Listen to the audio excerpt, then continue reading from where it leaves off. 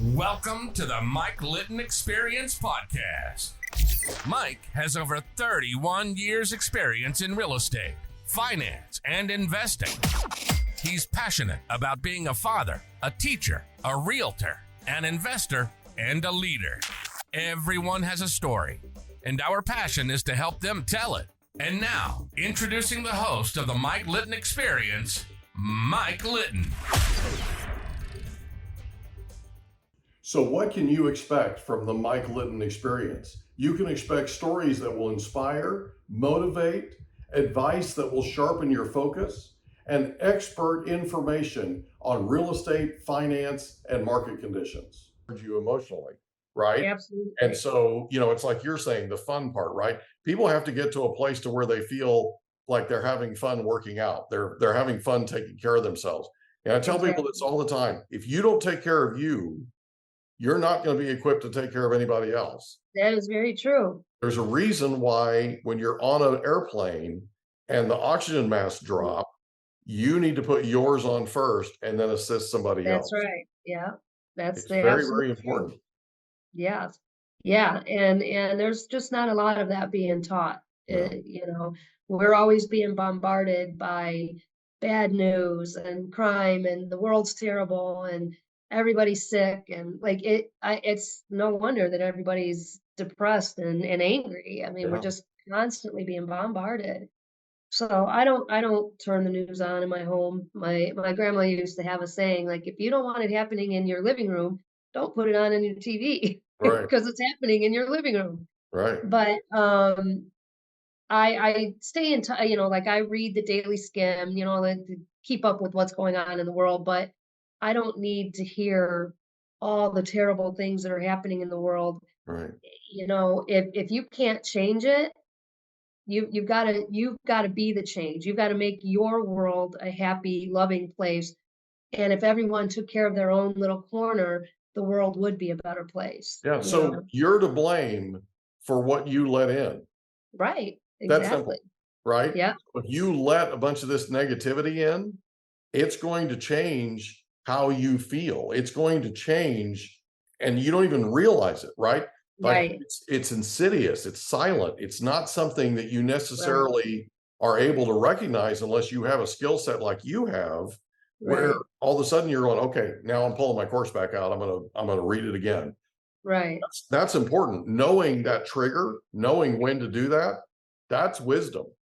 Yeah, that's paying attention to your emotional scale. That's saying, hey, I haven't been feeling as joyful or happy as, like, what's going on, And we are conditioned from the time we're little, like what we're supposed to look like, what we're supposed to feel, what we're supposed to eat. Like, we're constantly being bombarded. Like, we're not allowed to learn about ourselves, until you're taught to turn all that off, figure yourself out, and don't try to live the way everybody's trying to tell you to live, from a TV, Right. or social media or whatever.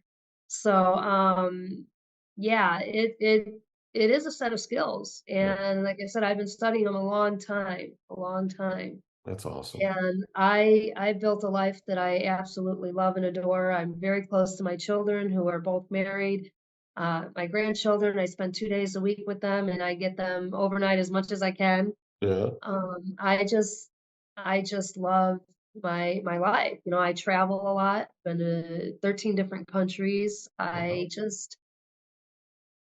love to live life and enjoy life, and I want other people to know that it's okay. It's okay to enjoy life, no matter what happened. You don't have to feel guilty. You don't have to. Well, some people actually feel guilty when they feel happy. I know there's times that I've said to somebody, "Oh, I love those boots. Oh, these are very cheap. They're very cheap. Like, they're apologizing that they have nice boots that I like that they're wearing," and I'm like, "Oh, it's great that you have these beautiful boots, but they almost become apologetic, or, how you feeling today? How you doing? Well, I'm surviving. It's almost like people feel guilty to say, hey, I'm doing good. I'm happy. I'm doing great. Yeah. It's okay to be doing great. It's okay to be happy, It's okay to feel fulfilled, Yeah. and it's okay to pursue that. right? Right. It's okay to go Yes. do things that really add value not only to the rest of the world, but also to you. So tell us about the book, because writing your first book is no small feat. I'm literally in the process of doing it now, so I respect you Right. more than you realize. Uh, Oh, thank you. so tell us about what it was that compelled you to write the book that you wrote. Well, I will tell you that even in my 20s, people were telling me, "You need to write a book. You need Yeah, to write a book." I've been yeah, told that for very many years. yeah, A lot of years, everybody's been telling me you need to write a book. And I'm also a licensed massage therapist and Reiki master. So I was with one of my clients and she said, Shirley, you really got to write a book. And she mhm, had written a book. And I was like, yeah, you know what? You're right. I do. And I went home and started writing a book. I don't know why her saying it mhm, made the difference, but I think I got to a point where I felt safe enough that I didn't feel like I could be preyed upon while putting my story out there. yeah, And by the way, what I told you is in the book, but there's so much more. yeah, This is just a condensed, quick, story, quick condensed version of my life. But there's so much more in the book, and there's also tips in there and positive reinforcement because there is a lot of trauma and abuse. So at the end of each chapter, I try to put in a little reprieve and tell yeah, them, what I learned from that part of my life and things like that. Um, but writing the book was honestly, it was just the right time, yeah, and it just flowed out of me. At first, I was struggling with keeping up with the editing of it, and my publisher was like, "You're not an editor. You're a writer. You mm, don't have to edit." And I'm like, "Oh, well, that makes it that much easier." right. And Give it to us, then, we'll edit it, right? right, and then I was like, I had to deal with going back and revisiting because I don't like to focus on the past. I Mm, don't. So writing it, I had to go back. mhm, So I decided I was just gonna write everything that happened, and then I was gonna go back and relive it and put the emotion in it, and I took my time with doing that. yeah, Um, because then you have to kind of be descriptive in a book. You have to like the colors, the smells, like everything you have to put in there. So I had to go back and relive it. right. But I wrote it all out first, and then I went back and added the emotion to it. So how did that And process feel? That had to have been tough. that was a little tough, but I will tell you that the secret ingredient were my grandkids. They kept Yeah, me here when I had to go there yeah, because they're filled with laughter and fun and joy and having them being a big part of my life, it was probably the secret ingredient that got me through it, to be yeah, honest. And my kids, they're super supportive. They're there for me. They haven't read the book yet. They're not ready to read the book yet. yeah, I don't know if they'll ever read the book. mhm, They say they will, but I I have a huge support system in my family. So and I have great friends, and so um and again, when you choose to focus on the good in your life, you kind of understand that this happened to me for a reason, mhm, and now I don't want all this happening to me or that happened to me to be in vain. right, I want to be able to help people because of what I've been through. right, Instead of being a victim, I want to help people overcome similar lifestyles, yeah. things that they've went through. Have you shared with your grandkids that they were the reason you made it through? They're 3 and 5, so they don't know that my book is as traumatizing as it is. So one of Um, these days, yeah, one of these days. It's in the book. They're in my acknowledgments, so they will know. But yeah, but I it'll know mean a my lot coming from you. well, my grandson, he likes to write books. He's 5, but he loves to make books. He loves to make comic books. And when I told him, I have a book that I wrote and it's on Amazon, and he went, "Wow!" Like, Yeah, so that was yeah, probably my biggest compliment right there. Just that's that right, wow from my grandson. that's Even though right. so many people have given me positive feedback, that was the most important one. That was the one Yep, that got me. So Yep, you're a big uh, deal. You're a big deal yeah, to the yeah, 5-year-old that's right. grandson. That's right. That's That's right. awesome. That's Yeah. awesome. So yeah, the book is it's just to kind of share my life because I think without sharing my life, then people will say, "Oh, it's just another person saying to think positive." But Yeah, no, I mean, if so many people thought there was no way I was ever going to have a good life, a yeah. positive life. I came from a trailer court on the south side. Like I came from like trauma, abuse, and like and I didn't have the chance to go to school. I was hitchhiking to high school for God's sake, and I I mean, I did go back and get my GED and went and did different courses. I was a real estate agent too, and Wow. um and I'm an entrepreneur by heart. I had a dog walking business for 6 years. I mean, I've done a lot of things, but I've been happy and successful in spite of not having all those opportunities Yeah. that I probably should have been afforded as a child and a teenager and a young adult. But I wanted people to understand where I came from so they can understand and see where I'm at now and say, "Hey, wait a minute, maybe if she did it, maybe I could do it too." Yeah.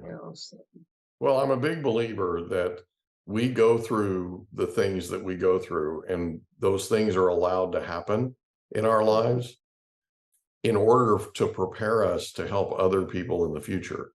yeah, And if it doesn't matter how negative it is.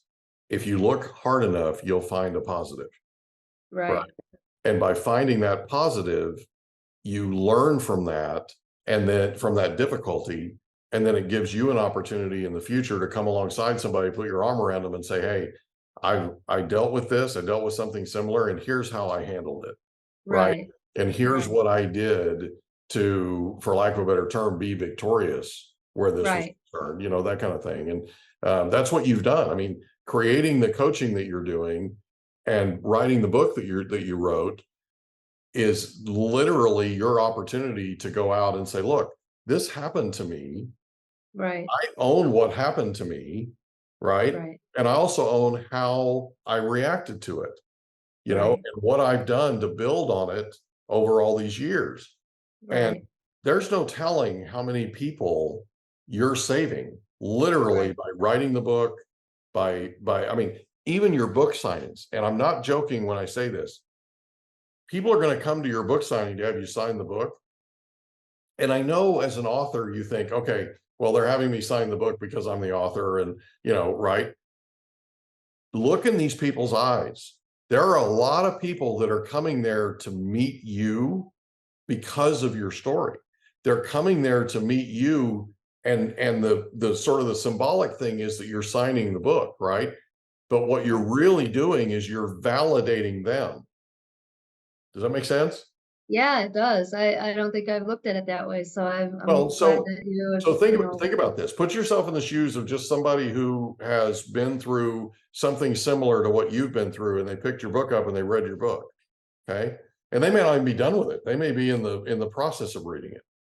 But they right, come to the book signing because they want to lay eyes on the person who has taken their life and become victorious with it, right? From this story that's just really rough to hear, right, let alone to live, right?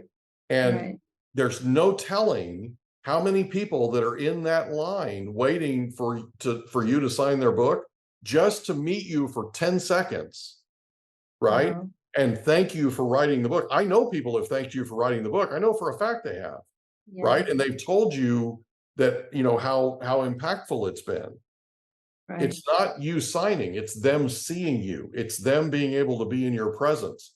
It's the fact that they get an opportunity to put a face with the name and a being with the experience. Yeah, I mean, I guess that is something to think about. I thank you for sharing that with me. Yeah. Well, they're gonna wait in line, right? Probably in the cold. No, hopefully they'll be inside. Well, okay, but they're gonna wait in line, right? Right, They're gonna go out of their way from their busy life to bring that book down and have you sign it. Yeah, that means a lot to me, actually. Yeah, for sure. And I do plan on writing other books like parenting after trauma and abuse and dating after trauma and abuse. I do plan on writing books in the future, but right now I'm just focusing on this one. Yeah. And um, I named it after I I know you know Elton John. Elton John, Bernie wrote the song. Elton John sang the song. Someone saved my life tonight. Yeah. Sweet Freedom Whispered in My Ear is the name of the book. And that song actually describes the whole night that my mom died. Like I had actually written Elton John a letter and sent him a copy of the book and went through every verse of that song and explained how it pertains to the night my mom died. And so, when I was struggling with the book title, one night I was falling asleep and it came to me, Sweet Freedom Whispered in My Ear. Mhm.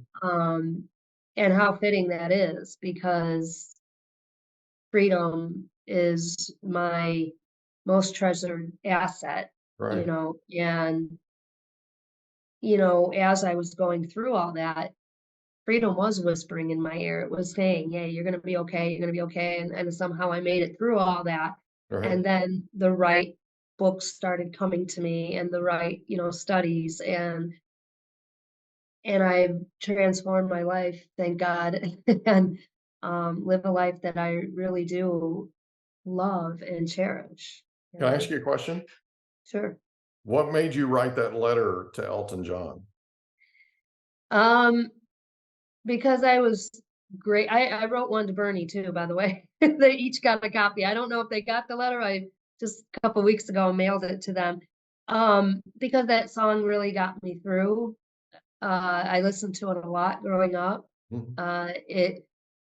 It gave me hope. It was a song that was written, and I wanted them to know that it made a strong impact on a young girl who was going through severe trauma and abuse and watched her own mother take her life. And like this song gave me hope. And I hope that it does get into their hands. I hope that they do read it or at least read the letter and understand why I titled the book Sweet Freedom Whispered in My Ear and what Bernie writing it and Elton bringing it to life meant to a little girl who had nobody, you know. Mind if I share something with you? Sure. The same thing that made you write that letter is why people are coming to your book signings. Yeah. Yeah, that's a little mind blowing. It is. Yeah. Yeah. It is, but it's powerful. Yeah. It's powerful. And when they're standing in line and you're signing those books, look in their eyes. Yeah. Yeah. I usually do when I'm talking to people, Oh, I but know you do. I I'll know pay you a do. little more attention to Well, that being, possibly they had been through something yeah, similar and, you know, are wanting to see, someone who actually had overcome it.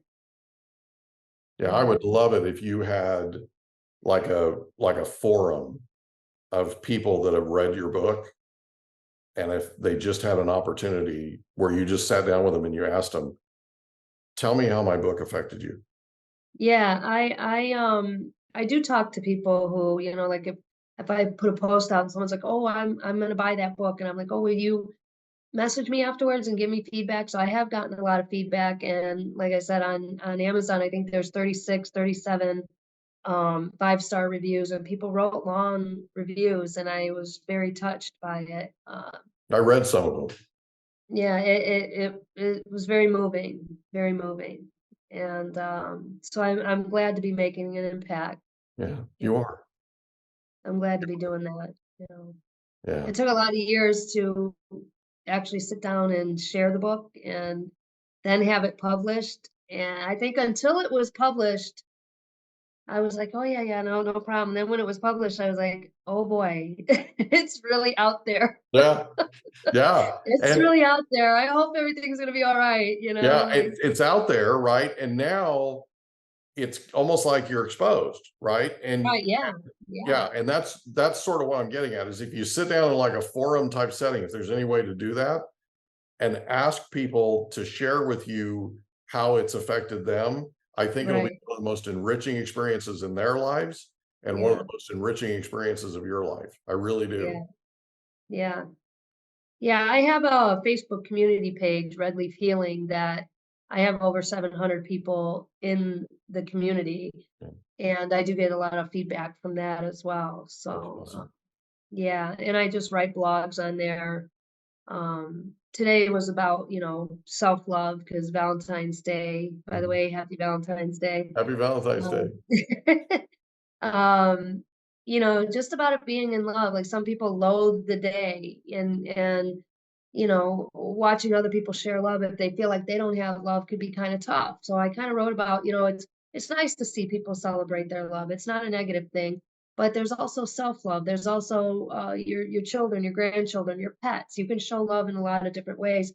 But number one is self-love, because Yeah, if you don't love yourself, you're not going to be able to receive love nor give it properly. right. So, I wrote a little bit of blog on that today, but I like to try to stay involved and write little things. Yesterday was about labels. Labels, as much as they could be a help in the medical industry, it's also can be very damaging to someone. Mhm. And you're telling them you're this, you have PTSD, you have, depression, and when you label someone, you give them this, they're doomed. They feel doomed, Mhm. and a label doesn't have to be a label forever. It can Okay. be changed. So I wrote a little bit about that. So I try to write a lot and stay involved with the community and try to give any type of advice that maybe might help at least one person reading it that day.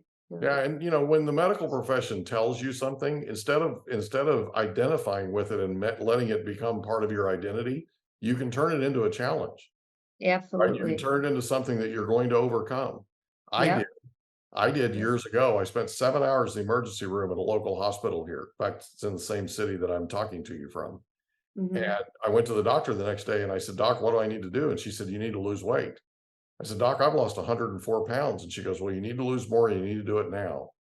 I lost 51 pounds in 90 days. Wow. And That's amazing. afterwards, and I learned a ton about myself, right? I learned a ton of skills that I didn't have before, right? Right. I also learned that I had food addictions that I didn't know I had. I also Right. learned about self-love. I learned about taking care of me, because if I don't take care of me, I'm not going to be around to walk my daughter down the aisle. I'm not That's going to be right. around to see my son graduate from college, which he did a couple of years ago, and I was there, right? Oh, I'm not going to awesome. be, I've got grandkids coming, right? And Right. nobody on this planet is going to be more excited about being a granddad than I am, right? Yeah, I mean, I come know the on, baby, feeling. right? Yeah. So it's, this is one of those things where I had to not take this obesity thing as a label. I had to take it as a challenge. I'm not just gonna sit idly by and let this be reality. That's not gonna Right. happen. I got here Right. because I sat idly by, right? So we're Right. gonna take this on. And at the end of that 90 days, when I sat down with the doctor, she said, "Congratulations, you cured yourself, and we want to hire you."